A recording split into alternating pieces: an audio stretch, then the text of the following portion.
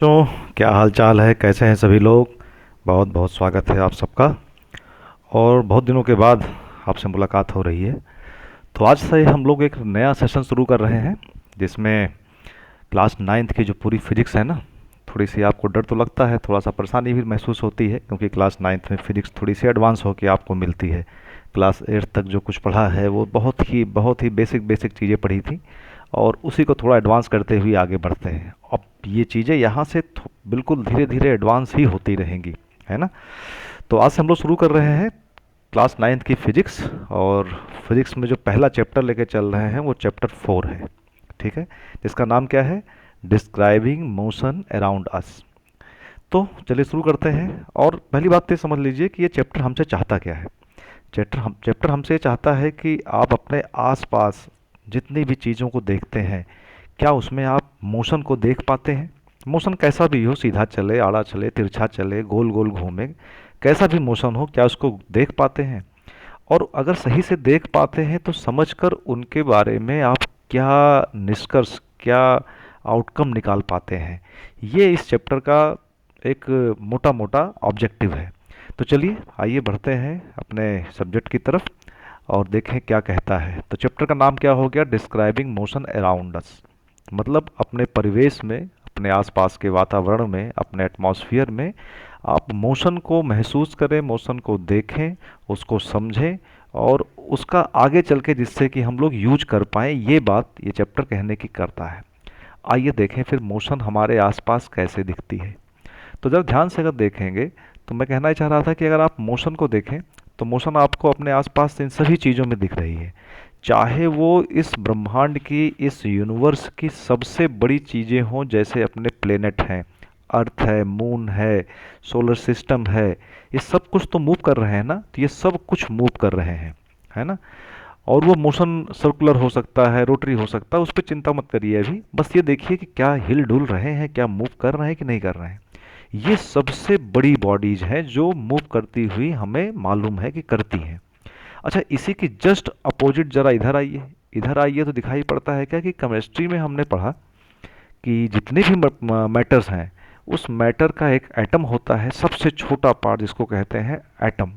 और उस एटम में भी तीन चीज़ें होती हैं, इलेक्ट्रॉन, प्रोटॉन, न्यूट्रॉन। जो कि प्रोटॉन न्यूट्रॉन न्यूक्लियस में पाए जाते हैं, और जो अपना इलेक्ट्रॉन है, वो इलेक्ट्रॉन उस न्यूक्लियस के चारों तरफ ऐसे ऐसे ऐसे ऐसे घूम रहा होता है। यही तो दिख रहा है ना, देखिए इस फिगर में भी दिख रहा है। और एक एटम में इलेक्ट्रॉन की जो नंबर्स होते हैं वो फिक्स होते हैं, और करोड़ों एटम होते हैं किसी भी एक मैटर में, तो वो सब के सब मूव कर रहे हैं ना। इस बात से ये बात साबित होती है कि अगर कोई ऑब्जेक्ट आपके आसपास दिख रही है, जैसे कि आपकी टेबल पे एक बुक रखी है ना, देखो सामने रखी है, और वो रेस्ट में है। हमें बाहर से लगता है रेस्ट में है, लेकिन उसके अंदर अगर सोचिए तो उसके जो इलेक्ट्रॉन है, प्रोटॉन है, न्यूट्रॉन है ना, उनको हम लोग बोलते हैं सब एटॉमिक पार्टिकल्स। ये जो सब एटॉमिक पार्टिकल हैं, इनमें मोशन है कि नहीं है, तो जाहिर सी बात है मोशन है।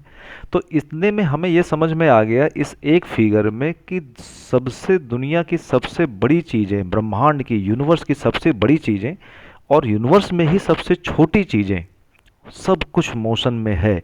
तो इसी के बीच में सारी दुनिया है। ये तितली भी उसी के बीच में है, मोशन करती है, बड़ी अच्छी लगती है। ये खतरनाक सांप भी, स्नेक भी इसी में आता है, ये भी, इसका मोशन का तरीका अलग है, तितली का मोशन का तरीका अलग है, बस इतनी सी तो बात है। घोड़े का, इस खरगोश का, इन सब का सब मोशन कर रहे हैं, बस इनका तरीका ही तो अलग है, और किस बात की चिंता है। बादल देखिए, ये भी मोशन करते हैं, इनका भी तरीका अलग है।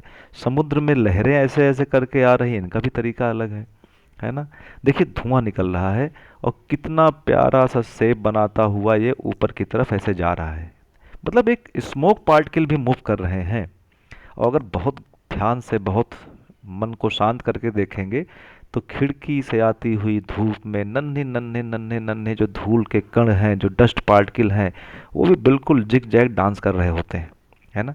तो ये भी समझ में आता है, पेड़ पौधे बड़े हो रहे होते हैं धीरे धीरे, समय समय पर, है ना। बस ये है कि इनका मोशन इतना स्लो होता है कि इस मोशन को हम अपनी आंखों से ऑब्जर्व नहीं कर पाते हैं, लेकिन कैमरा लगा के रिकॉर्ड करें और फास्ट फॉरवर्ड में देखें तो क्यों नहीं दिखेगा, बिल्कुल देखेगा। तो ये समझ में आ गया कि हमारे यूनिवर्स में जो कुछ चीज़ें हमें दिख रही हैं, सब के सब मोशन में हैं। चाहे वो बाहर से दिखें, एक मास के तौर पे और चाहे एक सब एटॉमिक पार्टिकल के रूप में दिखें। तो इसका मतलब धरती पर ब्रह्मांड में कोई भी चीज़ रेस्ट में तो नहीं है, एक्चुअली तो रेस्ट में नहीं है ना। हमारी आंखें कुछ चीज़ों को रेस्ट में देखती हैं और कुछ चीज़ों को हम माइक्रोस्कोप से देख पाते हैं। इसका मतलब क्या हुआ? इसका मतलब सिंपल सा ये हुआ कि मोशन इज जो है हमारे यूनिवर्स में सब कुछ मोशन में है।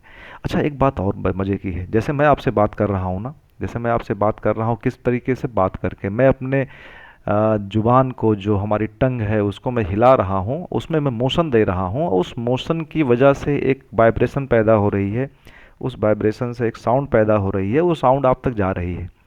मैं इस तरीके से आपसे बात करता हूँ। तो हमारी नेचर कैसे बात करती है? हमसे हमारी नेचर भी इसी मोशन की वजह से ही बात कर पाती है। इसलिए कह रहे हैं ना कि motion is the language of nature, है ना। तो हमें करना क्या है? उस मोशन को ऑब्जर्व करना है, समझना है, अंडरस्टैंड करना है और उसको explore the wonder around you, अपने आसपास वो क्या कमाल की चीज़ें हो रही हैं मोशन की वजह से, उसको देखना और समझना है। चलिए शुरू किया जाए।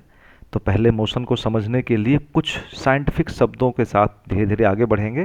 टेंशन मत लेना, बिल्कुल भी टेंशन मत लेना, ठीक है। तो मोशन को समझने के लिए सबसे पहले दो शब्द हमें पकड़ने पड़ेंगे। क्या पकड़ने पड़ेंगे? एक को कह रहे हैं पोजीशन, एक को कह रहे हैं पोजीशन। क्या बोल रहे हैं? पोजीशन। और एक को बोल रहे हैं टाइम। टाइम का मतलब समय, पोजीशन का मतलब क्या समझे? सरल सी बात समझिए, अगर किसी चीज़ के बारे में आप पूछते हो कि फला चीज़ कहाँ है, अगर ये क्वेश्चन आपके मन में आता है तो आप कह रहे हैं कि आप पोजीशन की बात कर रहे हैं। जैसे आपके घर से दिल्ली कहाँ है, दिल्ली कितनी दूर है, इस तरह की बातें करेंगे ना। अब मम्मी से पूछ रहे हैं, मम्मी मेरा बैग कहाँ है, कहाँ है, यही तो पूछ रहे हैं ना। तो ऐसी बातें जब पूछते हैं तो उसी को पोजीशन कहते हैं। लेकिन उस पोजीशन को भी डिफाइन करने के लिए एक नया शब्द और मिलेगा आपको, जिसको बोलेंगे रेफरेंस। अंग्रेजी में देख रहे हैं रेफरेंस तो घबराहट हो रही है, लेकिन इसको हम यूज करते रहते हैं, अपनी लाइफ में यूज करते रहते हैं। कहाँ से कोई भी चीज़ कहाँ पर है, लेकिन देखा कहाँ से जा रहा है ना। अब इसको समझेंगे डिटेल में। और दूसरी चीज़ क्या है? टाइम, है ना। तो अगर इन दोनों के दोनों में से कोई भी एक आपके पास नहीं है तो आप कंप्लीटली मोशन को डिफाइन नहीं कर सकते। जैसे जैसे अगर आपको ये बताना है कि कोई वस्तु कहाँ पर है ना, या कैसे चल रही है, तो आपको किसी एक फिक्स पॉइंट से स्थिर बिंदु की आवश्यकता होगी। वहीं से तो आप बता पाएंगे कि ये ऑब्जेक्ट कहाँ पे रखा है। आप वो इसके एक एग्जांपल से देखते हैं कि रेफरेंस पॉइंट का मतलब क्या है फिजिक्स में, ये समझा जाए, देखा जाए ना। चलिए देखा जाए। आओ, जैसे मैं आपसे क्वेश्चन पूछता हूँ कि दिल्ली कितनी दूर है। दिल्ली में इंडिया गेट है ना, इंडिया गेट देखने जाना है और मैं आपसे पूछ रहा हूँ भाई दिल्ली कितनी दूर है, तो आप क्या जवाब दोगे? है ना, क्या जवाब दोगे? आप कहोगे साहब आपका जो क्वेश्चन है ना वो अधूरा है। अधूरा क्वेश्चन क्यों पूछ रहे हो? क्यों पूछ रहे हो? क्योंकि इसमें कोई ऐसा पॉइंट नहीं है कि दिल्ली कहाँ से मतलब कितनी दूर है, ये मैं कैसे बताऊं जब तक आप ये नहीं कहोगे दिल्ली कहाँ से कितनी दूर है, किस स्थान से कितनी दूर है। जैसे मैं लखनऊ में बैठा हूँ तो मैं कह सकता हूँ कि दिल्ली लखनऊ से कितनी दूर है, क्योंकि अगर मैंने आपको वो कहाँ से शब्द नहीं बताया, रेफरेंस पॉइंट नहीं दिया, कहाँ से नहीं बताया, किस स्थान से ये वर्ड मैंने यूज नहीं किया, तो फिर दिल्ली तो डिफरेंट डिफरेंट लोगों के लिए डिफरेंट डिफरेंट डिस्टेंस होगी। भाई जो लखनऊ में बैठा है वो कहेगा दिल्ली 550 किलोमीटर है बाई रोड, जो आगरा में बैठा है वो कहेगा दिल्ली 230 किलोमीटर है बाई रोड। तो यहाँ पे अलग अलग आंसर आने लगा, नहीं आने लगा। इसका मतलब हमें ये बताना पड़ेगा कि दिल्ली कितनी दूर है, लेकिन ये बताना बहुत ज़रूरी है कि दिल्ली कहाँ से कितनी दूर है, कहाँ से। ये बात समझ में आ गई ना।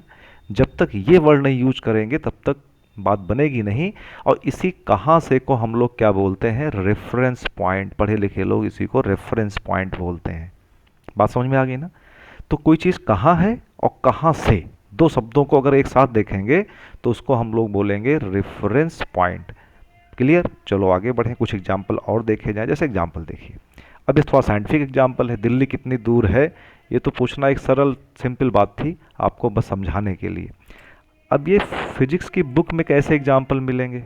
जैसे समझो कि एक क्वेश्चन पकड़, देखिए क्या लिखा है, क्वेश्चन क्या है समझाने के लिए है कि एक गाड़ी है, इसको चलना है ना, और ये जो पॉइंट लिखा है ना जीरो, यहाँ पे हमारा ऑब्जर्वर है। ऑब्जर्वर समझते हैं ना? अरे ऑब्जर्वर का मतलब एक आदमी, एक आदमी जो इन सब घटनाओं को, इन सब फिनोमिना को देख रहा है। ये आप हो सकते हैं, मैं हो सकता हूँ। हमारे पास सारे इंस्ट्रूमेंट है, स्केल है, घड़ी है, सब कुछ है कि मैं टाइम भी नाप सकता हूँ, डिस्टेंस भी नाप सकता हूँ, जो कुछ मेजरमेंट करना है मैं वो सब कर सकता हूँ। इसी को आप कह सकते हो कि ये हमारा ऑब्जर्वर है। ऑब्जर्वर कहाँ खड़ा है? ऑब्जर्वर यहाँ खड़ा है। जहाँ पे ऑब्जर्वर खड़ा होता है उसको हम कहते हैं जीरो, और उसी को बोलते हैं ओरिजिन। क्या समझ गए? ओरिजिन। बात समझ में आ गई? अच्छा, अब दूसरा केस क्या बन सकता है कि जिस समय आप अगर ऑब्जर्वर हैं, आप इस जगह पे खड़े हैं, कोई रोड है ना, ये तो रोड है ना, रोड है, लंबी सी रोड है, आप रोड पे इस लोकेशन पे खड़े हैं। हो सकता है कि ये जो कार है ये आपके सामने ही खड़ी हो, बगल में आपके खड़ी हो, और ये भी हो सकता है कि ये कार आपसे कुछ डिस्टेंस पे खड़ी हो, इतनी डिस्टेंस पे खड़ी हो। दिखा नहीं दिखा? आपको कितनी दूरी पे खड़ी है? यहाँ से लेके इतनी डिस्टेंस पे ये कार खड़ी है ना? कार भी रुकी है, आप भी रुके हो, मतलब आपकी घड़ी में उस समय टाइम कितना हो रहा है? जीरो। जब टाइम की वैल्यू जीरो है तो उस समय कार आपसे 2 मीटर दूर है। क्या बोली जा रही है यहाँ पे? At t is equal to zero. ध्यान से इस बात को पढ़िए, क्या कह रहा है? At t is equal to zero एक कार इज एट 2 मीटर। जब टाइम की वैल्यू जीरो है, आपके हाथों में जो घड़ी बंधी है, स्टॉप वॉच है, उसमें जब जीरो है, अभी आपने स्टार्ट नहीं किया है, उस समय कार ये यहाँ पे खड़ी है। अब मैं पूछूं कार कहाँ खड़ी है, तो आप बोलोगे नहीं भैया, कार मुझसे 2 मीटर दूर खड़ी है। किधर खड़ी है? तो 2 मीटर दूर इस तरफ खड़ी है। इस तरफ मतलब राइट साइड में, या प्लस एक्स एक्सिस की तरफ खड़ी है। ये बात बताओगे नहीं बताओगे? है ना? तो ये कार कितनी दूर है? तो बोलोगे कहाँ से? हम कहेंगे आप जहाँ खड़े हो उसको रेफरेंस पॉइंट मानिए, उसको ओरिजिन मानिए, चाहे ओरिजिन कहिए चाहे रेफरेंस पॉइंट कहिए, वहाँ से तब बता पाओगे कि 2 मीटर दूर है। बात समझ में आ गई? अच्छा, अब हुआ क्या कि जब आपकी घड़ी में धीरे धीरे टाइम बढ़ा, आपने स्टॉप वॉच ऑन किया, और जैसे ही ऑन किया कार चलने लगी। तो पहले कार यहाँ पर थी कि नहीं थी? अब कार चलते चलते चलते कहाँ पहुँच गई? यहाँ पहुँच गई, इस पोजीशन पे पहुँच। कितनी गाड़ी चली? गाड़ी चली यहाँ से लेकर यहाँ तक, ये गाड़ी चली। क्लियर हुआ नहीं क्लियर हुआ? गाड़ी यहाँ से यहाँ तक चली। आप कहाँ खड़े हो? आप नहीं जा रहे हो, आप तो ऑब्जर्वर हो, आप ईश्वर हो, कृष्ण हो, आप वहीं रह के सब देखोगे। आप ऑब्जर्वर हो, आप रेफरेंस पॉइंट पे रहोगे, है ना? रेफरेंस पॉइंट का मतलब ओरिजिन पे रहोगे। गाड़ी यहाँ से यहाँ तक मूव की। अब पूछे कोई गाड़ी कितना डिस्टेंस मूव की, पूछे कोई गाड़ी कितना डिस्टेंस मूव की, तो देखो कितना मूव की, है ना? दो, कितनी बार, है ना? 2 से 4, यहाँ से यहाँ दो, कहते दो कितना मीटर में, है ना? 2 मीटर, फिर 2 मीटर, फिर 2 मीटर, फिर 2 मीटर, फिर 2 मीटर। कितनी बार 2 मीटर? दो, 2 4, 2 6, 2 8, 2 10। कुल डिस्टेंस इसने कितना कवर किया? 12। यहाँ से यहाँ तक अगर देखा जाए तो कितना कवर किया? 2 2 4 2 6 2 8 2 10, 10 मीटर डिस्टेंस कवर किया। मतलब गाड़ी कितनी मूव की? गाड़ी तो मूव की 10 मीटर। लेकिन अब कोई पूछे कि भैया ऑब्जर्वर साहब ये बताइए कि आपसे गाड़ी कितना दूर है, ये डिस्टेंस कितनी है? तो आप क्या बताओगे? 10 मीटर ये और प्लस 2 मीटर ये। इतनी बात तो आपको बतानी पड़ेगी। तो सब मिला के कितना हो गया? 12 मीटर। तो आपने कहा कि जब मेरी घड़ी में जीरो था, स्टार्ट टाइम था, तो गाड़ी मुझसे 2 मीटर दूर थी, और उसके बाद गाड़ी चलना शुरू की। 5 सेकंड तक मैंने देखा, अगले 5 सेकंड तक मैंने देखा, तो अगले 5 सेकंड में गाड़ी यहाँ पहुँच गई, और जब यहाँ पहुँच गई तो अब वो मुझसे 10 मीटर नहीं 12 मीटर, 12 मीटर दूर पहुँच चुकी है। इसका मतलब क्या हुआ? The car changes its position from 2 metre to 12 metre. सोचो ना, यही तो हुआ ना कि कार ने अपनी पोजीशन को यहाँ से चेंज करके यहाँ कर दिया। किया नहीं किया? पोजीशन में चेंज हुआ। कहाँ से? पहले 2 मीटर पे थी, अब कितनी दूरी पर है? 12 मीटर पे है। पहले 2 मीटर पे थी रेफरेंस से, है ना, ऑब्जर्वर से, अब कितनी दूरी पर है? 12 मीटर पे है। कितना चेंज आया? तो आप कहोगे 10 मीटर का चेंज आया, है ना? कितने समय में आया? कितना टाइम लगा उसको? तो आप बोलोगे 5 सेकेंड लगा। मतलब पोजीशन चेंज हुई 10 मीटर कितने टाइम में? 5 सेकेंड में। रिपीट करिए मेरे साथ। पोजीशन चेंज हुई 10 मीटर कितने समय में, कितने टाइम में, कितने टाइम में, कितने टाइम में, 5 सेकंड में। चलिए इतनी जानकारी लेकर थोड़ा सा आगे बढ़ते हैं। कहा जाता है ना, this is change in position with time is called motion. तो मोशन के बारे में यहाँ एक लाइन तो बड़ी अच्छी सी लिखी है, देखिए क्या लिखी है कि मोशन किसे कह रहे हैं। ये जो चेंज इन पोजीशन है, change in position with respect of time, समय के साथ साथ किसी ऑब्जेक्ट की पोजीशन में जो चेंज आता है उसी को हम लोग क्या बोलते हैं, मोशन। आइए देखा जाए मोशन के बारे में कुछ बातें, जो थोड़ी छोटी बातें हैं। मोशन किसे कहते हैं, हिंदी वाले बोलते हैं मोशन को गति, है ना। तो मोशन क्या कहला रहा है, जरा समझिएगा, मोशन क्या कहा जा रहा है मोशन को, कि motion is the change in the position of an object with time. समय के साथ किसी ऑब्जेक्ट के पोजीशन में चेंज होने को हम मोशन कहते हैं।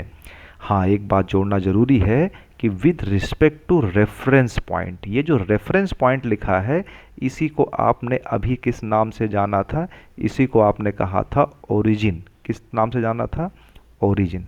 तो ओरिजिन कहा जाए या रेफरेंस पॉइंट कहा जाए वो एक ही बात है। हिंदी में क्या कहेंगे, किसी वस्तु की स्थिति, किसी वस्तु की स्थिति, स्थिति का मतलब पोजीशन में समय के साथ किसी रेफरेंस पॉइंट के सापेक्ष होने वाले परिवर्तन को गति कहते हैं। ठीक है, चलो बहुत सुंदर, आगे बढ़ते हैं, है ना। इतनी बात समझ में आ गई। कहीं कोई अगर दिक्कत लगे तो कमेंट बॉक्स आपके लिए है, तुरंत उसमें एक मैसेज डालने का है। ठीक है, चलो देखें क्या की पॉइंट्स क्या है, हमने क्या क्या देखा, है ना। पहली बात, अभी तक जानकारी से हमने क्या क्या निकाला वो समझा जाए।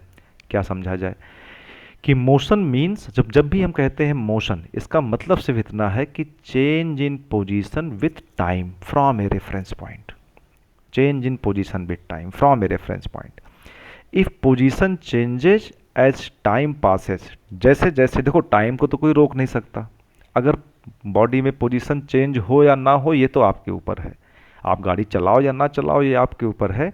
लेकिन दुनिया में कोई ऐसा नहीं है जो टाइम को रोक पाए, टाइम बीतता रहता है।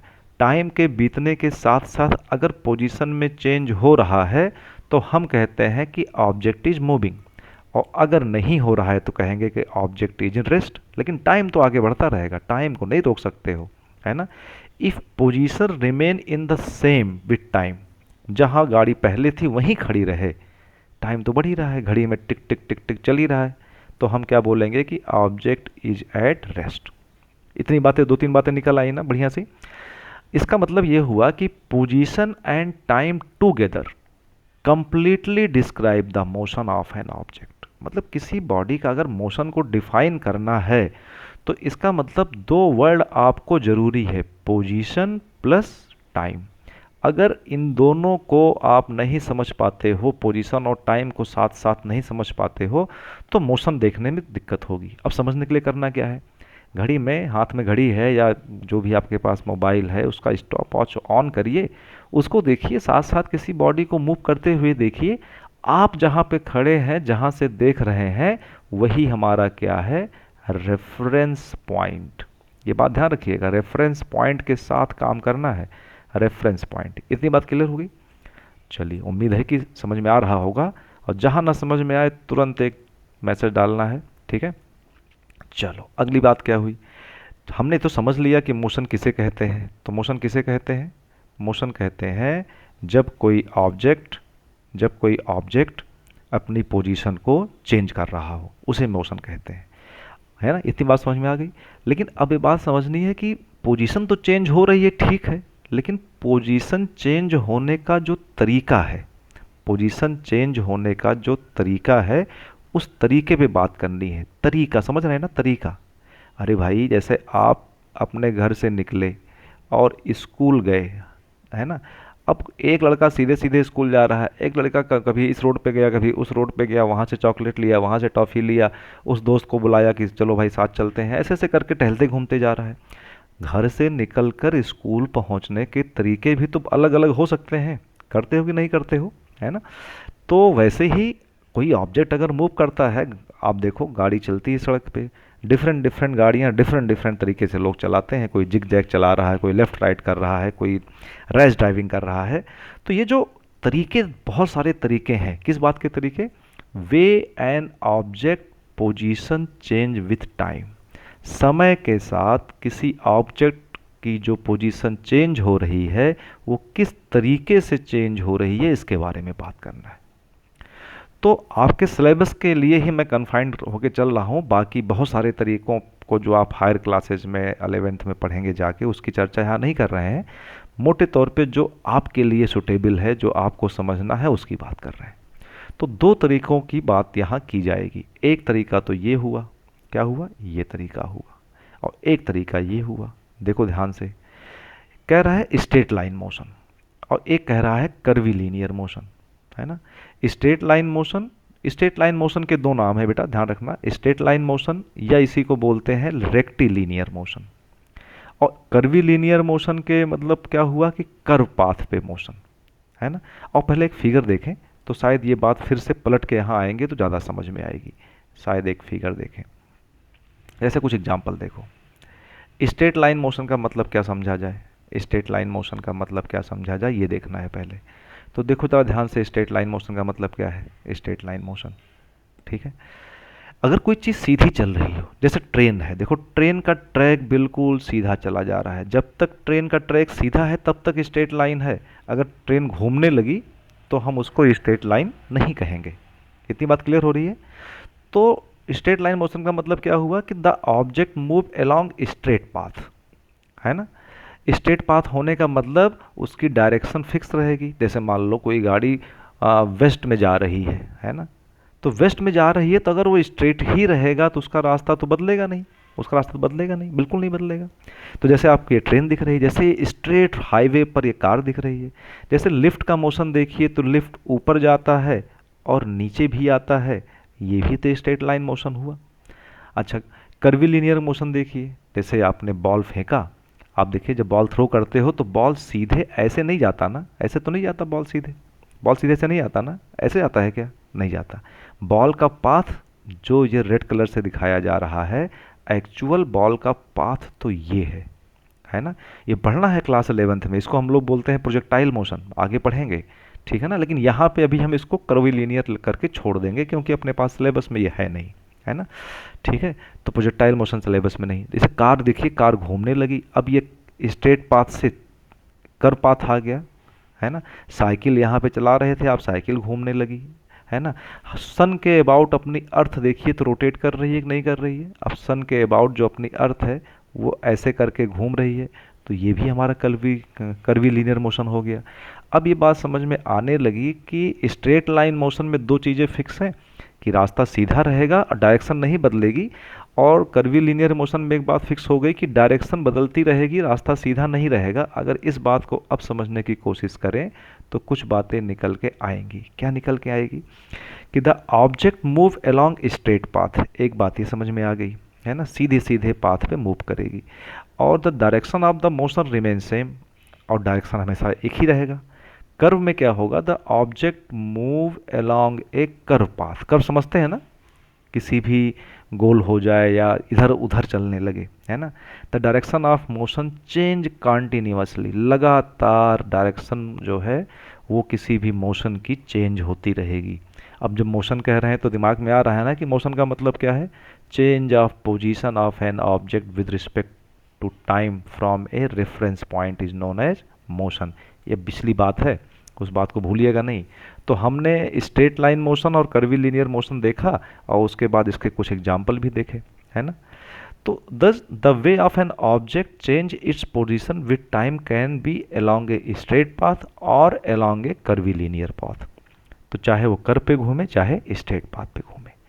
आओ जरा इसी बात पे एक नया शब्द लेते हैं, डिस्टेंस और डिस्प्लेसमेंट। क्या, डिस्टेंस और डिस्प्लेसमेंट, बहुत ध्यान समझना।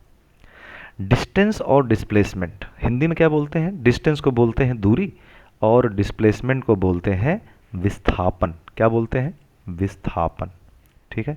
खैर चलिए आगे बढ़ते हैं, देखें क्या है। बहुत मन लगा के इन काकरोच भाई साहब को देखना है, ठीक है। कैसे देखना है, मन लगा के। तो ये काकरोच की एक पोजीशन तो रही ए, एक पोजीशन क्या है, इसको आप बोल रहे हो पोजीशन ए, यहाँ पे है ए, ठीक है। ये इनके ए जो है इनका घर है, और ये एक पोजीशन ये है बी, ये इनकी ससुराल है। तो तो इनको ए से बी जाना है। ए से बी जाने के 3 रास्ते इनको दिखाई पड़े, ठीक है ना। ए से बी जाने के 3 रास्ते दिखाई पड़े। उन तीनों रास्तों के अगर मैं नाम लिख दूं तो एक रास्ता इसको मान लेते हैं रास्ता एक्स है, इसको मान लेते हैं रास्ता वाई है, और इसको मान लेते हैं रास्ता जेड है ना, ठीक है ना, इस टाइप से। तो ए से बी जाने के 3 रास्ते हुए। चलो भाई चलते हैं ए से बी। अब अगर ये ए से बी चल रहे हैं तो एक रास्ता तो ये इधर से अपना सकते थे कि ऐसे करके चलेंगे, यहाँ से यहाँ तक पहुँचेंगे, यहाँ से, है ना। दूसरा रास्ता ये है कि इधर से अपना सकते थे, ऐसे ऐसे पहुँच सकते हैं। और एक अगर बहुत स्मार्ट कॉकरोच है ना, तो बिल्कुल सीधा चलने की भी कोशिश कर सकता है, बिल्कुल स्ट्रेट ऐसे करके, है ना, बिल्कुल स्ट्रेट। बात समझ में आ रही ना। अब यहाँ से बात आई कि ये 3 रास्ते हैं।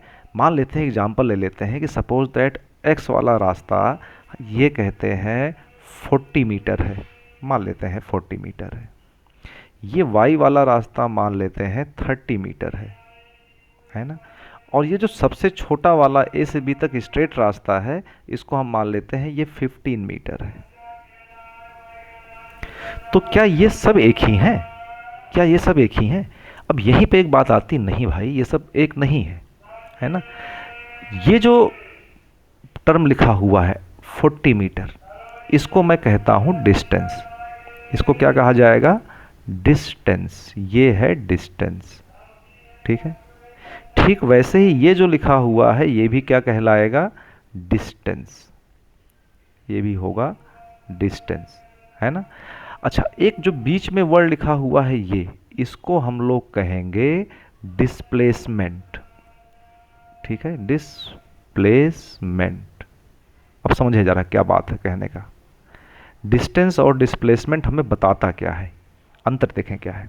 देखो, डिस्टेंस हमें ये बताता है कि कॉकरोच भाई साहब को ए पॉइंट से बी पॉइंट तक मान लो एक्स रास्ते को कवर करते हुए चलते हैं, तो ये इधर गए, फिर इधर गए, फिर लेफ्ट मोड़ा, फिर राइट मोड़ा, ऐसे मोड़ते मोड़ते मोड़ते मोड़ते यहाँ पहुँचे।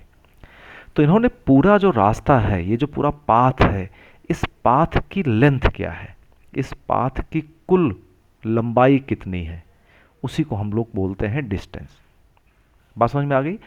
मतलब आप मोटरसाइकिल निकालो और ए से बी तक जाओ, और अगर इस एक्स रास्ते से जाओगे तो आपकी जो मोटरसाइकिल में ट्रिप वाला पॉइंट है वो बताएगा कि आपने 40 मीटर डिस्टेंस रन किया ए से बी तक पहुंचने में, घर से ससुराल पहुंचने में। वाह बेटा, पहुंच गए ससुराल, ठीक है। नहीं, काकरोच को जाने दो अभी, तुम बाद में जाना, ठीक है।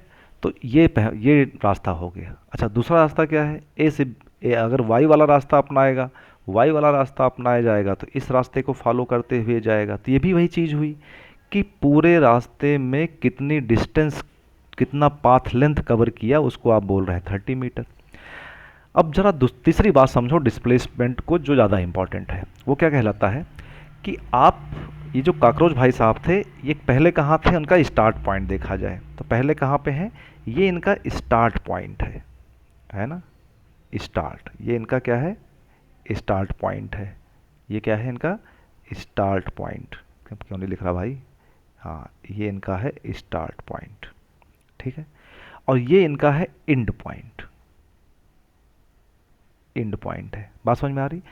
तो कोई भी ऑब्जेक्ट जहां से स्टार्ट किया और जहां पे एंड किया, बस केवल 2 पॉइंट को फोकस रखा जाए और उसके बीच की जो स्ट्रेट लाइन डिस्टेंस है, सीधी सीधी डिस्टेंस है, वो नाप लिया जाए।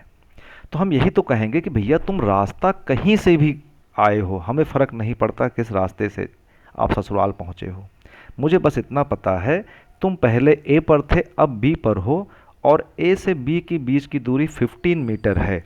मैं इतना बोलूँगा कि आप ए पॉइंट से 15 मीटर डिस्प्लेस हुए हो।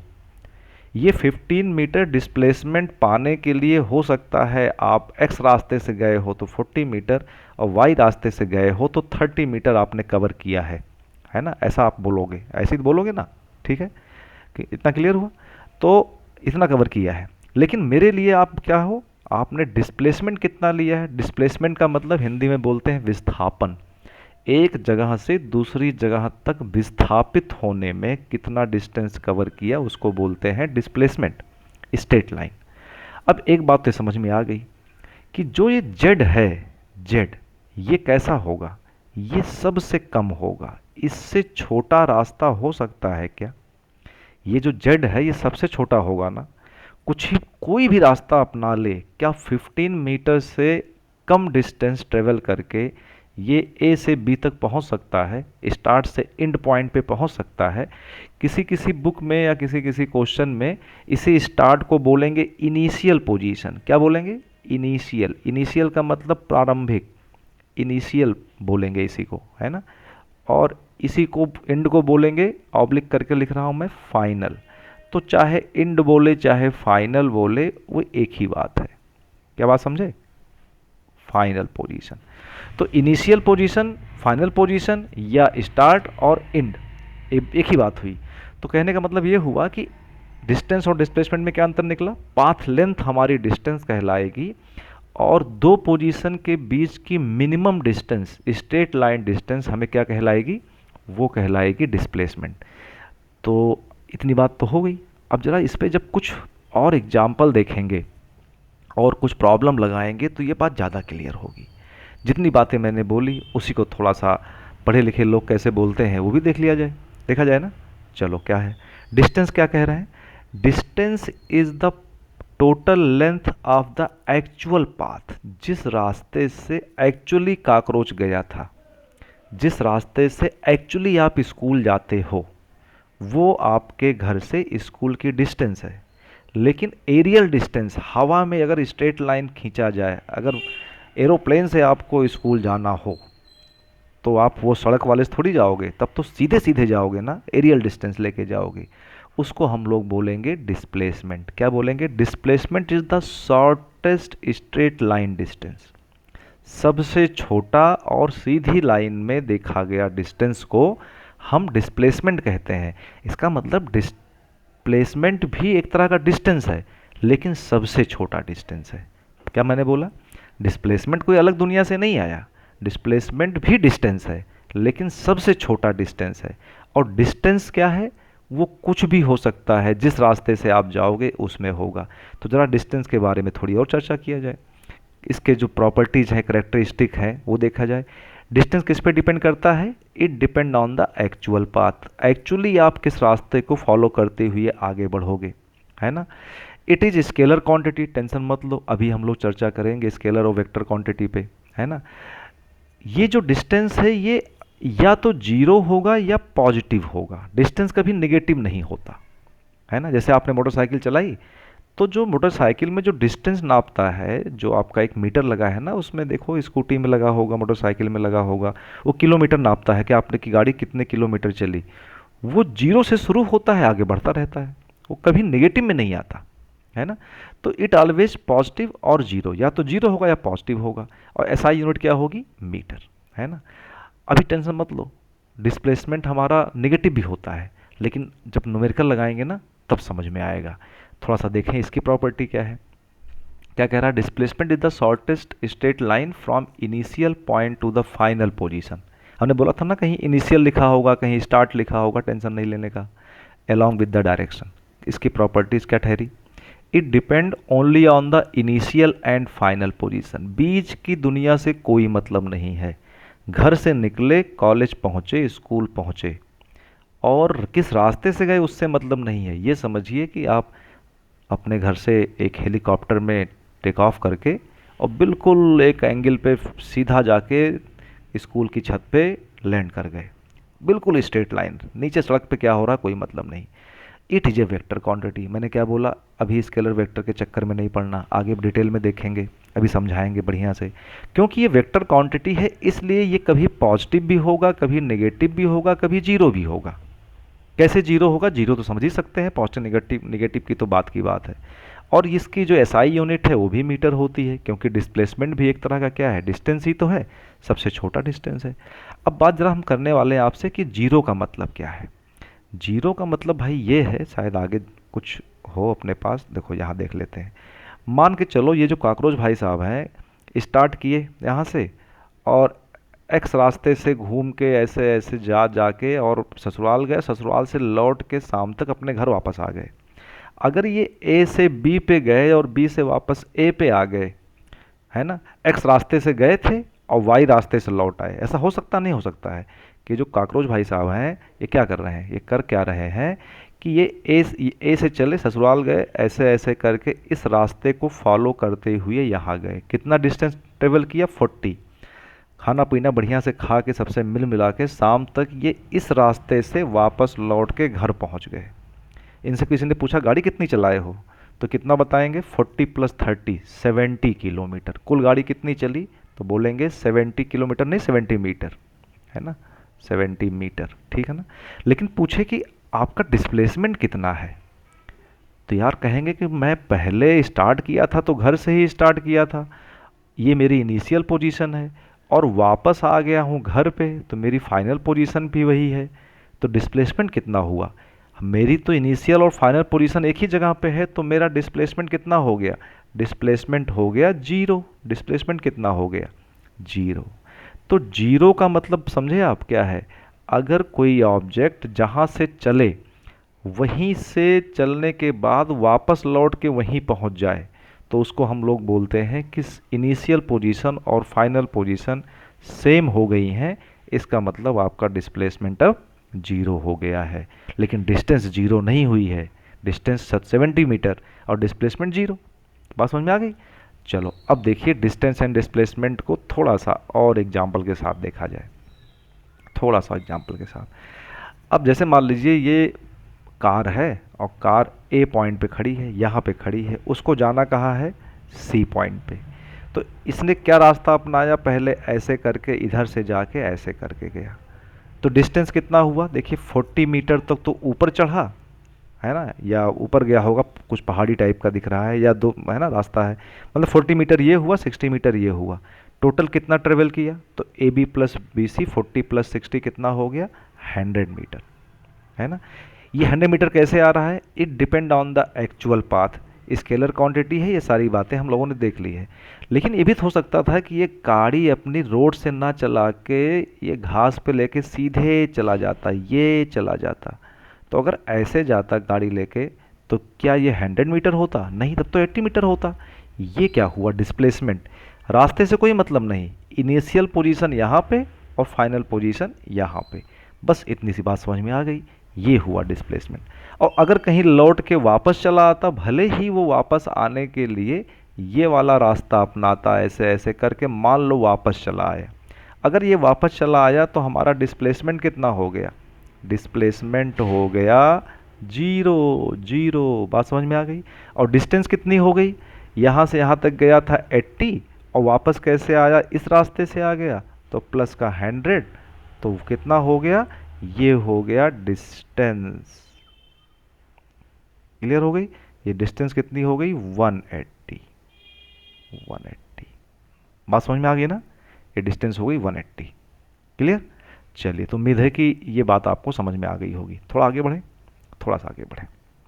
चलिए, कुछ एक छोटा सा एग्जाम्पल की मदद से देखें, यही बात जो मैंने आपसे बताई अभी जस्ट बताई ना, वही वही बात एग्जाम्पल से देखिए।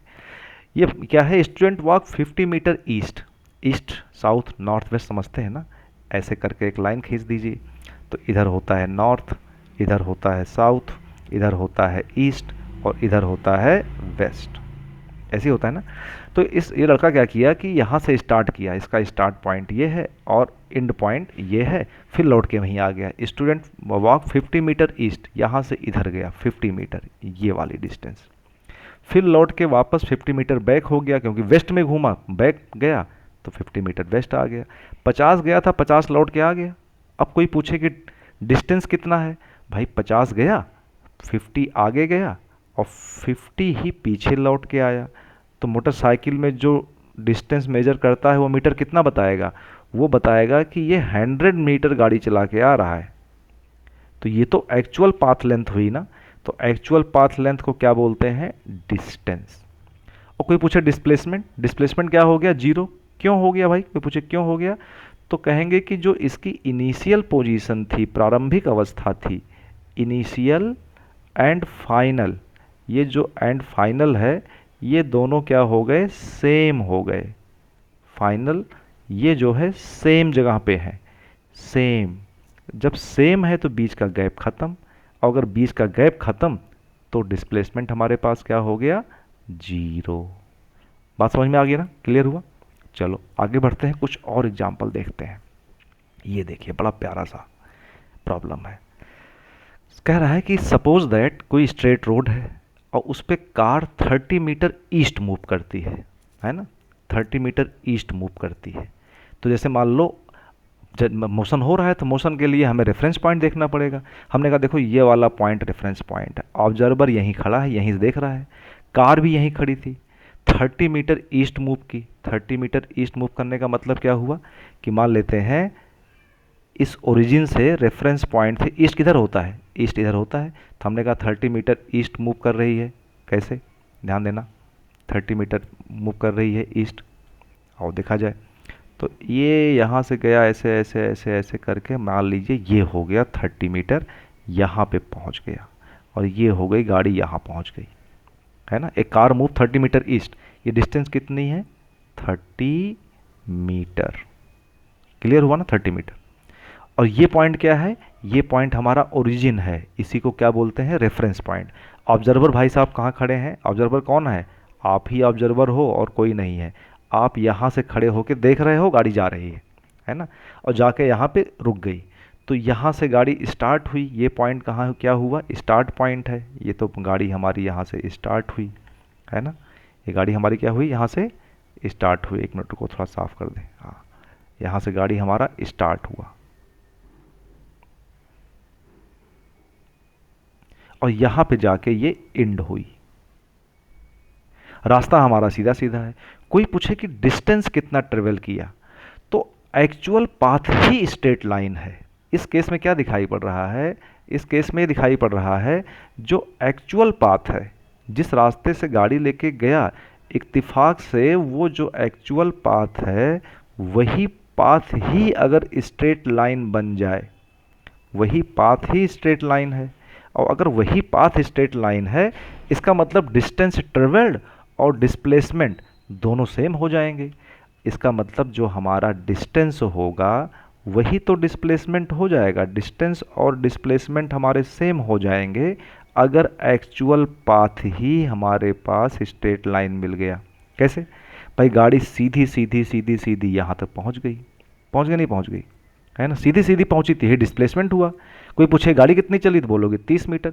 इसलिए दोनों की दोनों ही हमारे आंसर क्या आ जाएंगे, डिस्टेंस भी 30 मीटर होगा और डिस्प्लेसमेंट भी 30 मीटर होगा। बहुत सरल सा एग्जाम्पल था, कोई कठिन नहीं था, है ना। धीरे धीरे स्टैंडर्ड को बढ़ाते हैं, ठीक है ना। चलिए आगे बढ़ा जाए, मज़ा आ रहा है, आनंद आ रहा है, समझ में आ रहा है, ठीक। प्रॉब्लम 2 जरा देखिए तो, ठीक है। A boy walk 50 metre east and then 20 metre west. चलो लड़के को शुरू देखते हैं। ये लड़का क्या कर रहा है कि यहाँ से शुरू करता है ओरिजिन से, यही है ओरिजिन, ये क्या है ओरिजिन। यहाँ से शुरू करता है और शुरू करने के बाद क्या करता है, 50 मीटर ईस्ट जाता है। ये देखो यहाँ से लेकर यहाँ तक पहुँच गया, ये हो गया 50 मीटर। कितना हो गया, 50 मीटर। क्लियर, किधर गया, ईस्ट में। And then 20 metre west, east इधर हो गया तो वेस्ट किधर आएगा, पीछे की तरफ आ जाएगा। पहले इधर गया और फिर लौट के वापस अपनी जगह पे आने की कोशिश किया, लेकिन आया कितना, 30 मीटर यहाँ तक। तो ये जो ब्लैक कलर से लिखा है ये 30 मीटर वापस आ गया, है ना। यहाँ पे आके फाइनली यहाँ पहुँचा है, बताइए ना। अभी एंड पॉइंट कहाँ पे है, स्टार्ट इसने यहाँ से किया था इस पॉइंट से, और कहाँ पहुँचा है, इस पॉइंट पे पहुँचा है। क्लियर हुआ ना। तो एक पॉइंट ये हुआ स्टार्ट पॉइंट और ये पॉइंट हुआ एंड पॉइंट। अभी अपने जहाँ से शुरू किया था वहाँ नहीं पहुँचा है, ठीक है। 50 मीटर कहाँ से कहाँ तक है, तो 50 मीटर तो यहाँ से यहाँ तक है। बात समझ में आ गई, ये 50 मीटर हुआ। अब पूछ रहा है डिस्टेंस कितना ट्रेवल किया। कोई पूछे डिस्टेंस कितना ट्रेवल किया तो भाई क्या बताओगे, डिस्टेंस का मतलब मोटरसाइकिल का जो मीटर है वो कितना बता रहा है। तो उसने बताया कि देखो भाई पहले तो 50 आगे गया था और उसके बाद 30 पीछे आ गया, तो 50 प्लस 30 सब मिला के, है ना, नहीं 30 गया तो 20 गया था, सॉरी 20 गया, 30 नहीं बेटा, ये 20 है। ये यहाँ मैं हटा देता हूँ, थोड़ा ठीक कर दूँ नहीं तो मिस्टेक हो जाएगी। ये 20 है, ये 20 मीटर, ये है 20 मीटर। तो 50 पहले आगे गया और फिर 20 पीछे आया, 20 पीछे आया, 20, है ना। तो 20 पीछे आ गया, तो कितना हो गया 70 मीटर। ये हो गया डिस्टेंस। और कोई पूछे डिस्प्लेसमेंट, तो डिस्प्लेसमेंट कैसे निकालोगे? डिस्प्लेसमेंट निकालोगे कैसे आप, कि फाइनल पोजीशन और इनिशियल पोजीशन के बीच का गैप, फाइनल पोजीशन और इनिशियल पोजीशन के बीच का गैप देखना है। तो पहले देखो, आपको कोई पूछे डिस्प्लेसमेंट कितना है, तो डिस्प्लेसमेंट यहाँ से लेकर यहाँ तक की जो डिस्टेंस है, देखो ये, देखो ये छोटा वाला फाइनल पोजीशन और इनिशियल पोजीशन, इसके जो बीच का गैप है, यही तो डिस्प्लेसमेंट है ना। तो कितना हो जाएगा ये हो जाएगा भाई 50 में से 20 माइनस कर दो। 50 में से अगर मैं 20 को माइनस कर दूंगा तो क्या डिस्प्लेसमेंट आपको नहीं दिखने लगा? डिस्प्लेसमेंट कितना हो गया? 30 मीटर। ठीक है। अच्छा, अब बात ये बताइए कि ओरिजिन से अभी किस तरफ है ये? 30 मीटर तो है, यहाँ तो है ये ऑब्जेक्ट हमारा, लेकिन ओरिजिन से किस तरफ है? तो आप कहोगे ओरिजिन से ईस्ट की तरफ है। अभी भी जो ऑब्जेक्ट है वो ओरिजिन से ईस्ट की तरफ है, टूवर्ड्स ईस्ट, टूवर्ड्स ईस्ट है। होगा नहीं होगा ऐसे करके। अच्छा, मान लो 50 जाता और 50 लौट आता तो ओरिजिन पहुंच जाता। मान लो 50 जाता और वापसी करते समय ये 60 मीटर चल लेता तो वापस आते आते यहाँ पहुंच जाता, तब हमारा डिस्प्लेसमेंट ओरिजिन से लेफ्ट साइड में हो जाता है ना, तो उसको नेगेटिव कहते। अभी क्वेश्चंस आएंगे तो देखेंगे। ये क्वेश्चन क्लियर हुआ ना कि दोनों आंसर मैच कर गए? ओके है, क्लियर हुआ? अगर ओके हुआ है तो एक बार कमेंट बॉक्स में सब लोग, अगर अभी तक सब चीज़ें समझ में आ रही हैं तो एक बार कमेंट बॉक्स में सब लोग लिखेंगे क्या? जय हिंद। जरूर लिखिए जय हिंद। चलो अगला क्वेश्चन देखें, रिटर्न टू स्टार्टिंग पॉइंट। अब ये मुझे प्रॉब्लम क्या हुआ कि एक लड़की है, वॉक 40 मीटर नॉर्थ, नॉर्थ किधर होता है? ऊपर, और 40 मीटर नॉर्थ ऊपर गई और फिर 40 मीटर साउथ चली आई, तो कैसे इसका मोशन कैसा दिखाई पड़ेगा आपको? देखो ये तो रहा ओरिजिन, पहले ये 40 मीटर ऊपर गई, ऊपर मतलब क्या आ गई? नॉर्थ में गई। मैप पे दिखाएंगे तो ऊपर दिखाएंगे, ये जो डिस्टेंस दिखाई पड़ रही है यहाँ से, ये हो गया 40 मीटर। क्लियर हुआ?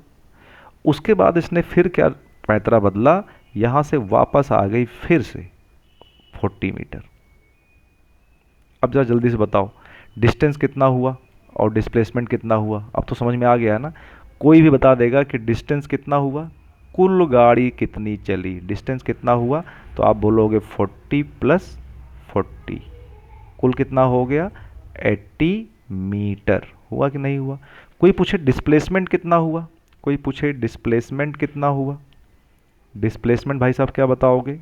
है ना, तो बोलोगे कि इनिशियल फाइनल सेम हो गए हैं, इनिशियल और फाइनल पोजीशन सेम हो गए हैं। 40 आगे गया 40 पीछे आया, इसका मतलब हो गया जीरो।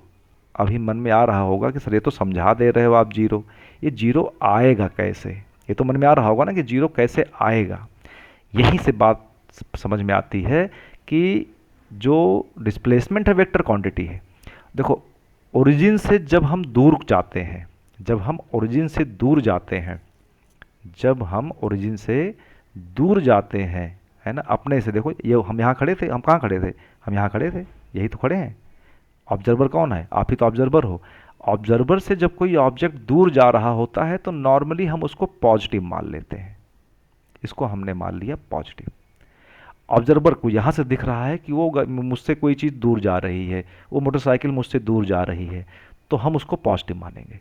और कोई मोटरसाइकिल मेरे पास आ रही है तो उसको हम नेगेटिव मानेंगे। तो इसके बेसिस पे हम कह सकते हैं ना कि ये 40 मीटर क्या हो गया, ये 40 मीटर को लेंगे हम नेगेटिव में।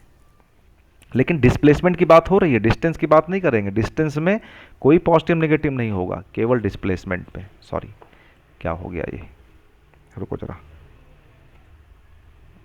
हाँ अब क्लियर है, ठीक है। चलिए, तो हम लोग क्या करने वाले हैं, तो जीरो कैसे आया? अब देखो हमने कहा कि भाई ये पता करना है कि जीरो कैसे आया। तो हमने कहा कि देखो ऑब्जेक्ट हमारा पहले क्या किया, पहले ऑब्जेक्ट हमसे दूर गया, कितना दूर गया? प्लस का 40, तो हमने लिखा प्लस का 40 लिखा। फिर ऑब्जेक्ट मेरे पास आ रहा था, कितना पास आया? माइनस का 40, सब मिला के क्या हो गया? जीरो। इसका मतलब अब ऑब्जेक्ट कहाँ पे है? तो जहाँ पे मैं पहले खड़ा था अब ऑब्जेक्ट वहीं पर आ गया। क्लियर हुआ? ये दोनों आंसर समझ में आ गए कैसे आए? क्लियर हुआ? बहुत बढ़िया। तो जय हिंद लिख दो फट से। अगला क्वेश्चन देखें, जल्दी जल्दी क्वेश्चन देख लेते हैं, अब समझ में आएगा। अब सोचो एक कर्व रोड है, ये कार है, आप चला रहे हो। अरे कहाँ चलानी आती होगी, और चलानी आती भी तो चलाना मत, अभी तुम्हारी उम्र नहीं है, ठीक है। चलो, तो इसमें आप बैठे हो या पापा बैठे हैं, कोई चला रहा है, ठीक है। A car travel along a curve road from A to B. A to B, ये पॉइंट ए है और ये पॉइंट बी है। स्टार्ट पॉइंट ए है, एंड पॉइंट बी है, और ये कर्व रोड को फॉलो कर रही है, ये वाला रोड फॉलो करते हुए यहाँ से लेकर यहाँ तक ये पहुँच गई, है ना। और ये जो लेंथ कवर किया, इसने कितना कवर किया, 120 मीटर, 120 मीटर, है ना। आपको दिक्कत ना हो इसलिए क्वेश्चन ये किलोमीटर में नहीं है। 120 मीटर कितना होता है, बहुत थोड़ा सा होता है ना, कार के लिए तो बहुत थोड़ा सा है, ठीक है। लेकिन ये सोच रहे हैं कि अगर ये सीधी एक सड़क बनी होती ए से बी तक, तब अगर ये सीधी सड़क बनती तो ये कितना बनती, 90 मीटर का, ये कितना है, 90 मीटर, ठीक है। तो क्या कह रहा है, एक car travel along a curve road from A to B, the length of road is 120 metre but the straight line distance between A to B is 90 metre. तो find the distance and find the displacement. सरल सब जितने भी easy से question हो सकते हैं उसमें सबसे ज़्यादा इजी क्वेश्चन निकला, नहीं निकला। तो भाई जाहिर सी बात है, इसको हम लोग क्या बोलेंगे, ये एक्चुअल पाथ है, एक्चुअल पाथ है ना, इसको बोलेंगे डिस्टेंस। तो यही हो गया आंसर भैया, डिस्टेंस इतना है, क्यों दिमाग खा रहे हो। डिस्टेंस ये हो गया, और ये क्या हो गया, ये हो गया डिस्प्लेसमेंट। कोई पूछे क्यों हो गया, तो आप बोलोगे कि इसलिए हो गया क्योंकि ये मिनिमम डिस्टेंस है ना, और ये स्ट्रेट लाइन वाली डिस्टेंस है, क्योंकि ये स्ट्रेट लाइन है और मिनिमम है। दो बात ध्यान रखना, एक तो होना चाहिए स्ट्रेट लाइन, ठीक है, और दूसरी बात होनी चाहिए मिनिमम। क्या होनी चाहिए, मिनिमम, है ना। दूसरी बात क्या होनी चाहिए, मिनिमम। बात समझ में आ गई। तो ये दोनों आंसर आपके सामने बिल्कुल क्लियर हो गए, क्लियर हो गए। थोड़ा सा चलिए आगे बढ़ें और थोड़ा सा स्टैंडर्ड को बढ़ाया जाए। आज ही रेक्टेंगुलर पार्क, ये बढ़िया सवाल है यार। और देखें जरा क्या कह रहा है, क्या कह रहा है कि ये कह रहा है कि एक रेक्टेंगुलर पार्क है, आपके मोहल्ले में भी एक पार्क होगा, है ना, ऐसे ही रेक्टेंगल शेप का। उस पार्क में ये बिटिया चक्कर काट रही है, घूम रही है ना, वॉक कर रही है। The student walk around a rectangular park. तो जब ये यहाँ से यहाँ चली तो ये डिस्टेंस कवर किया इन्होंने 40 मीटर। कहाँ चली, 40 मीटर ईस्ट। ईस्ट किधर होता है, ईस्ट देखो ये है ना, ईस्ट अंदर बना हुआ है। 40 मीटर इधर गई तो ये 40 मीटर ईस्ट हो गई। उसके बाद 30 मीटर नॉर्थ गई, तो नॉर्थ किधर है, ऊपर की तरफ है, तो ये डिस्टेंस हो गई 30 मीटर। बात समझ में आ गई, ये डिस्टेंस हो गई 30 मीटर। फिर 40 मीटर जब यहाँ पहुँच गई, यहाँ से यहाँ पहुँच गई, तो वेस्ट चली गई, तो ये हो गया 40 मीटर, फिर से वेस्ट पहुँच गई। तो किसी को भी दिखाई पड़ेगा कि पहले इस रास्ते पे, फिर पहले इस रास्ते पर, फिर इस रास्ते पर, फिर इस रास्ते पर पहुँच के स्टार्ट पॉइंट ये था और एंड पॉइंट ये है, यहाँ जाके ये बिटिया खड़ी हो गई, है ना। स्टार्ट और एंड पॉइंट ये क्लियर हो गया ना, यहाँ से यहाँ तक खड़ी हो गई। अब कोई पूछ रहा है कि कितना डिस्टेंस ट्रेवल किया और कितना डिस्प्लेसमेंट है। सिंपल सी बात है यार, कोई पूछे डिस्टेंस कितना है, डिस्टेंस कोई भी पूछेगा तो क्या बताओगे। डिस्टेंस का मतलब क्या होता है, टोटल गाड़ी कितनी चलाई, टोटल कितने कदम चले, यही सब तो बताना पड़ेगा। तो कितना डिस्टेंस कोई पूछे कितना बता दोगे, तो डिस्टेंस का मतलब क्या हो जाएगा, डिस्टेंस दैट विल बी 40। पहले 40 चली, फिर 30 चली। हम इसमें नॉर्थ साउथ की बात ही नहीं करेंगे, क्योंकि डिस्टेंस में नॉर्थ साउथ ईस्ट वेस्ट का मतलब ही क्या है, गाड़ी में मीटर कितना आगे बढ़ रहा है यही तो देखना है। 40 + 30 फिर अगेन फिर से 40, तो कितना हो गया भाई, 40 40 80 और 30 कितना हो गया, 80 में 30 जोड़ोगे तो 110, तो ये हो गया 110 मीटर। अच्छा कोई पूछे डिस्प्लेसमेंट कितना हुआ, डिस्प्लेसमेंट, तो आप यही तो बोलोगे कि इनिशियल पोजीशन और फाइनल पोजीशन। इनिशियल पोजीशन और फाइनल पोजीशन का मतलब यहाँ से लेकर यहाँ तक की जो बीच का ये गैप है, ये जो गैप है यही तो अपने पास डिस्प्लेसमेंट होगा, यही तो डिस्प्लेसमेंट होगा कि नहीं होगा। तो ये गैप कितना है, जितना ये 30 मीटर इधर है उतना ही 30 मीटर इधर, उतना ही 30 मीटर क्या है, 30 मीटर हुआ कि नहीं हुआ, 30 मीटर, 30 मीटर। तो ये जो डिस्टेंस इनिशियल पोजीशन और फाइनल, ये हुआ फाइनल पोजीशन, हुआ कि नहीं हुआ, लास्ट में यहाँ पहुँची और ये हुआ इनिशियल पोजीशन। तो इनिशियल पोजीशन और फाइनल पोजीशन के बीच का जो गैप है ना, जो इनिशियल पोजीशन और फाइनल पोजीशन के बीच का गैप है वही तो डिस्प्लेसमेंट है। लेकिन डिस्प्लेसमेंट एक वेक्टर क्वांटिटी है, इसमें ध्यान रखना है। तो हमें बताना पड़ेगा कि डिस्प्लेसमेंट जो हुआ है किस डायरेक्शन में हुआ है।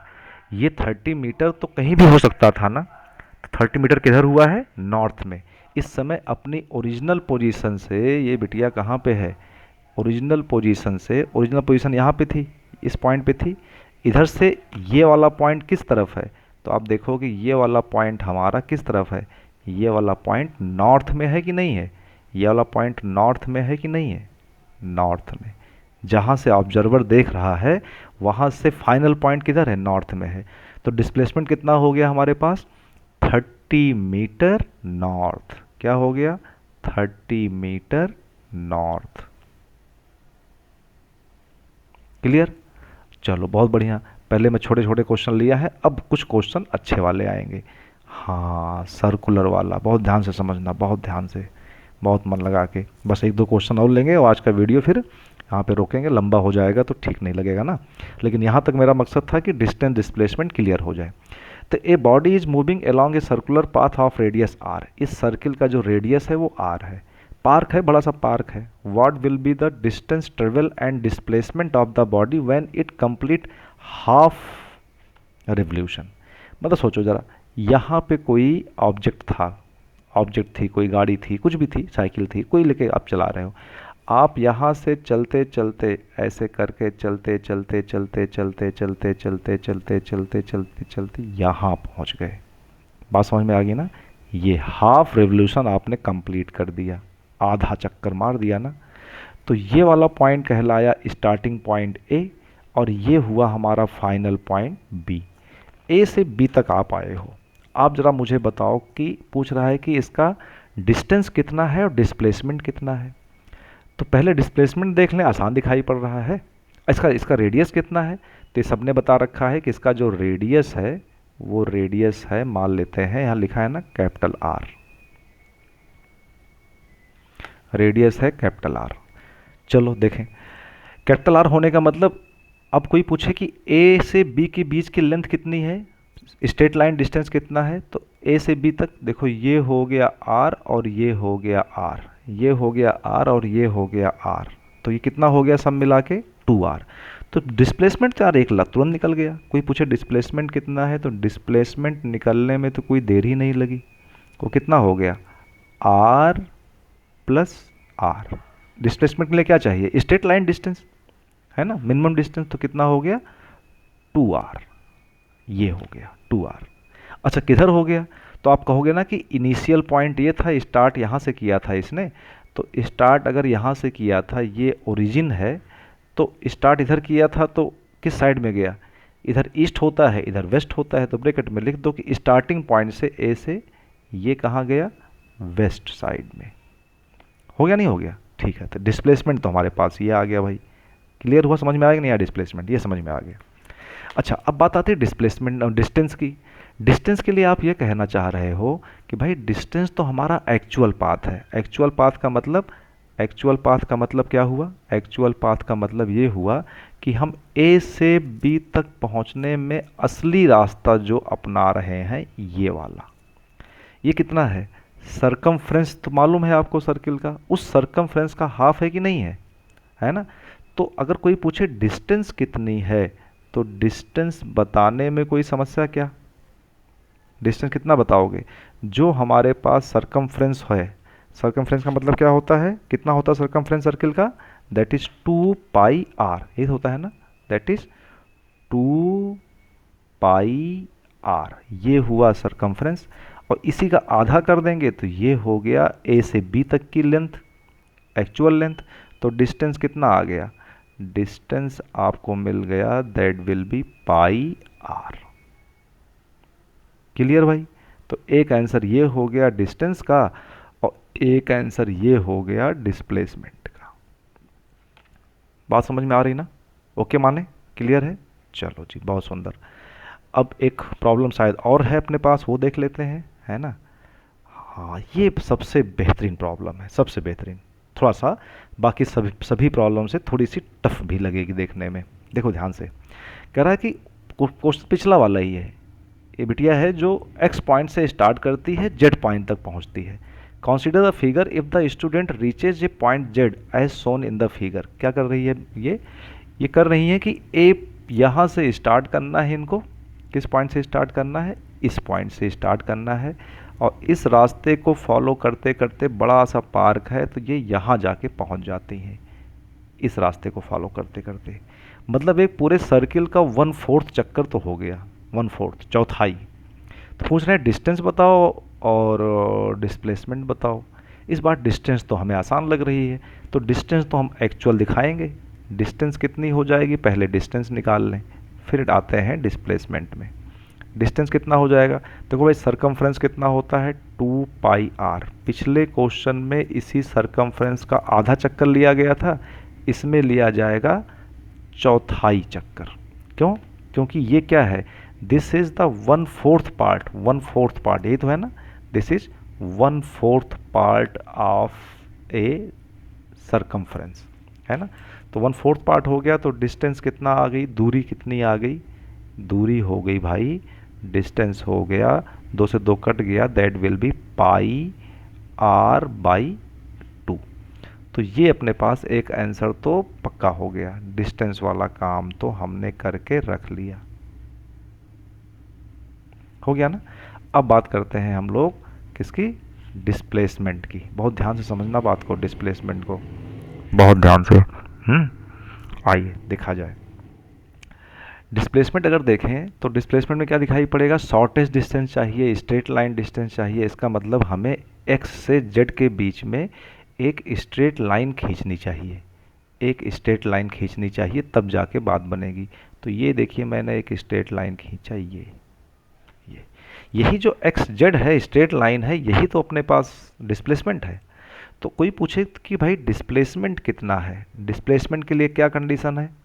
यही तो है ना कि स्ट्रेट लाइन हो, तो वो क्या है ना, एक्स से लेकर जेड तक। कैसे निकालेंगे? तो याद करिए, ये डिस्टेंस कितना है? आर। ओ से लेकर जेड तक कितना होगा? ये भी होगा आर। अब ज़रा ध्यान दीजिए, तो ओ एक्स जेड, आपके पास जो ट्रायंगल दिख रहा है, ट्रायंगल ओ एक्स जेड, ये एक ट्रायंगल है, राइट एंगल ट्रायंगल। इसमें हम लोग पाइथागोरस लगा दें तो हमें क्या मिल जाएगा? एक्स जेड का स्क्वायर इज इक्वल टू, भाई क्या होता है, हाइपोटेनस का square is equal to perpendicular square plus base square. तो परपेंडिकुलर कितना है? आर स्क्वायर, और बेस कितना है? वो भी आर है, तो प्लस आर स्क्वायर। यही तो होता है ना पाइथागोरस थ्योरम। तो ये हो गया 2r स्क्वायर। हमें अगर एक्स जेड निकालना है, हमें अगर एक्स जेड निकालना है, एक्स जेड, तो क्या लिख देंगे?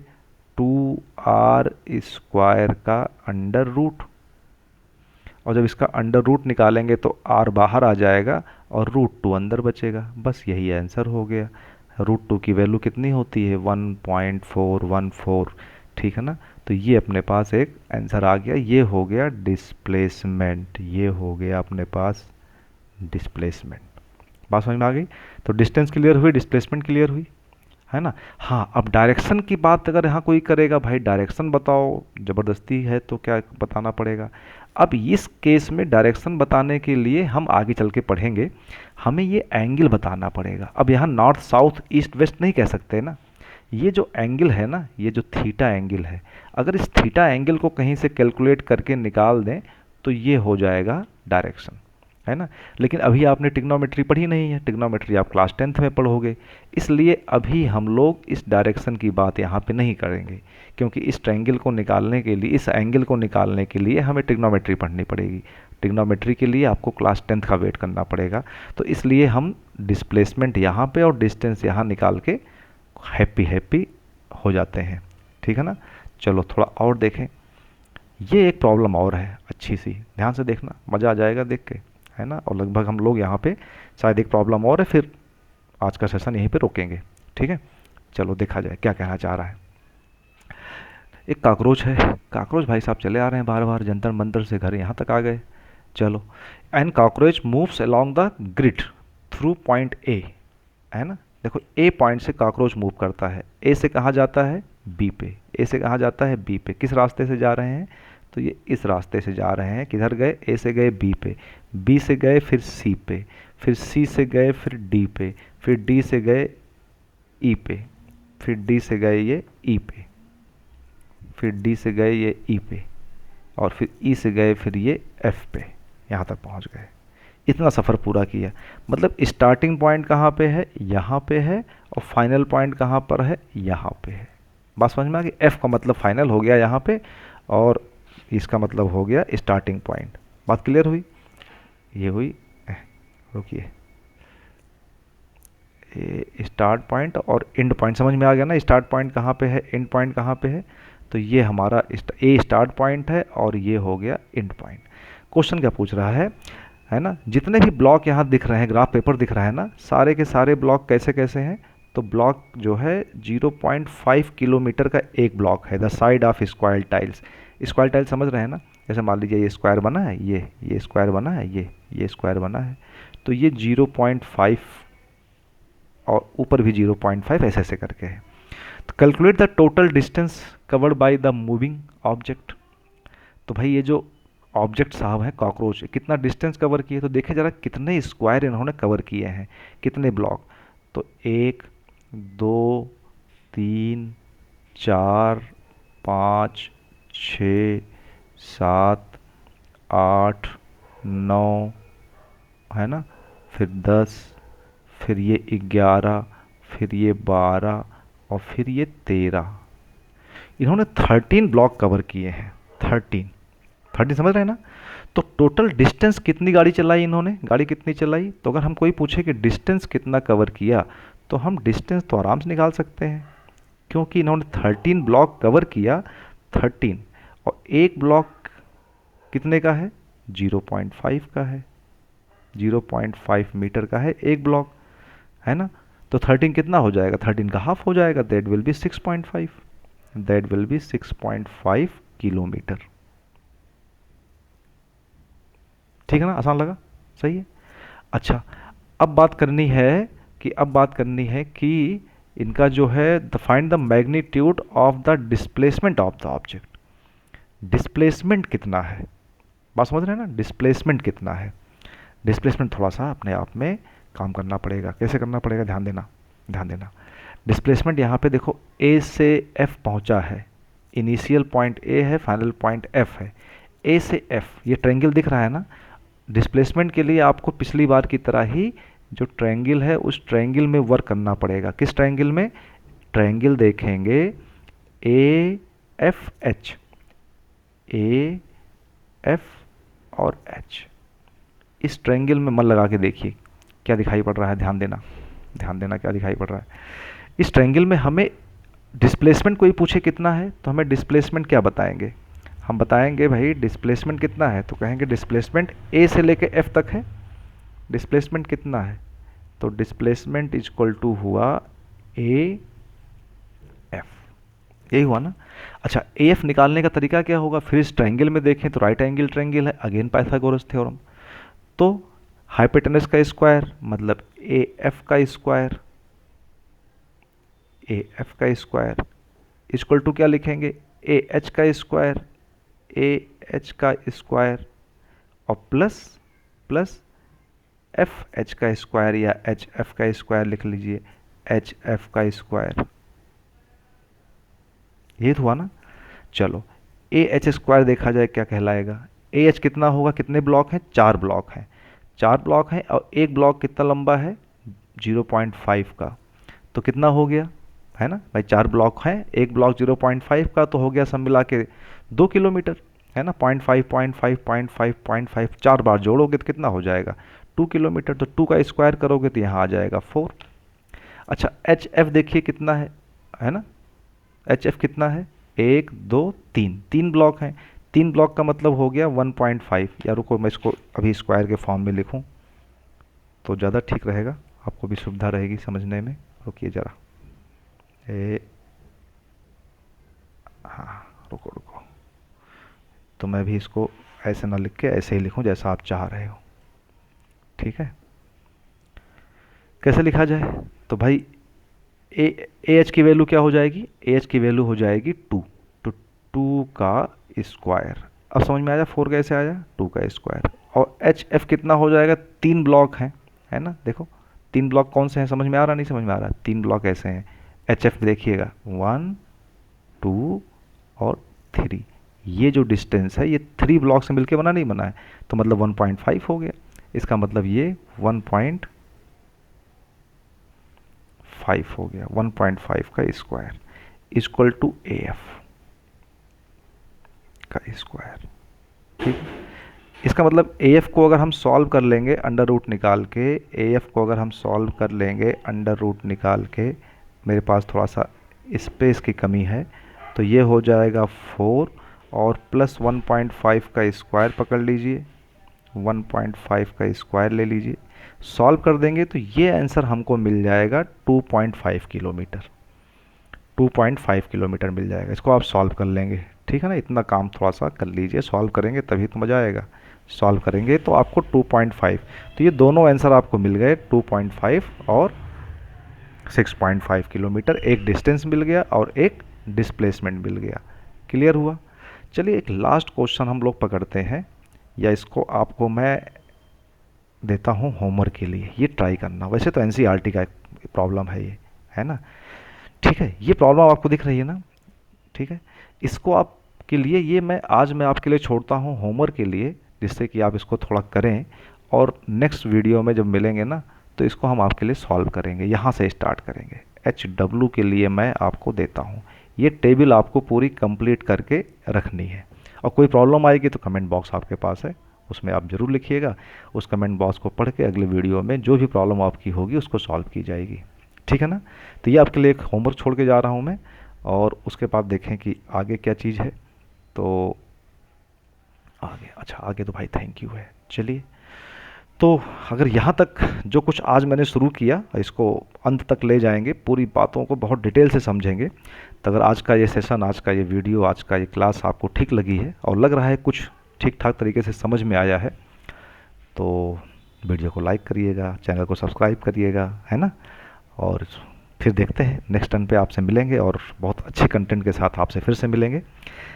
कल तक के लिए, नेक्स्ट लेक्चर तक के लिए सभी को शुभकामनाएं, सभी को धन्यवाद, सभी को जय हिंद। सब लोग कमेंट बॉक्स में एक बार लिखेंगे जय हिंद।